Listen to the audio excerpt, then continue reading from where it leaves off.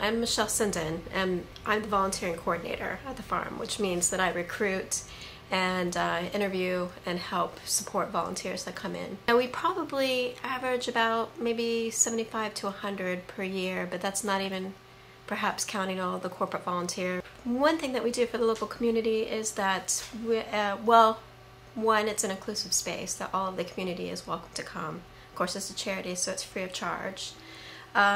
Since we're in Tower Hamlets, we cater very much to the Bangladeshi community. So if you see out here, there are a number of polytunnels, and those are pretty much dedicated to growing Bangladeshi vegetables that can be grown here. So we'll do chili peppers and kodu, which is a bottle gourd, and some other bits and pieces, and of course coriander. So it's a nice place for Bangladeshi folks to come in and buy vegetables quite cheap, but organically, well, pretty much organically grown and very local, you know, because everything that's coming into these supermarkets around here have probably been flown thousands of miles. Well, it's not, I mean, it's also about animal welfare here as well. We have a no slaughter policy, and we have animals here to teach young kids in the community about where your food comes from.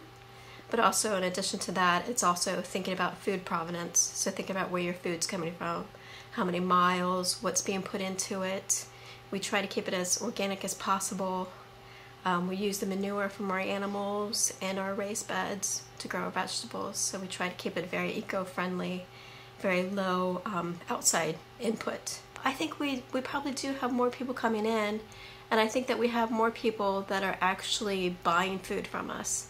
Because I don't know if you noticed, but we've been, just as of last year, we've been hosting an eco-chic market. You know, revamping old things, you know, trying not to produce new things, but making good uses of things that you already have. But in addition to that, it's brought in more people off of Brick Lane, more people that would normally come into the farm, and on Sundays we also we also sell vegetables.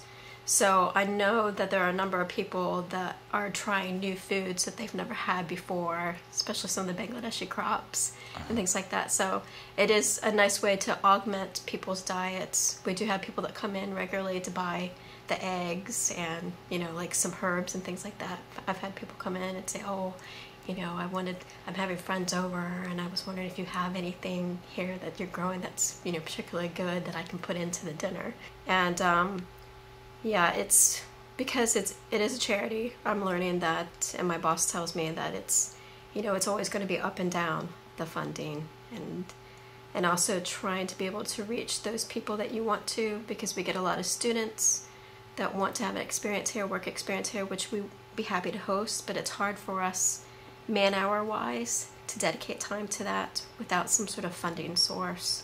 You might think, well, this will, you know, be of great interest and maybe nobody will show up. Or I've had times when we run workshops, you know, that will run for a month or two, and people would only find out about it like at the very end. Yeah, and most of the people that work here, we don't have backgrounds in marketing and things like that. Yeah, because I have a science background, and yeah, that's kind of how most of us are coming from, or from community work, that sort of thing.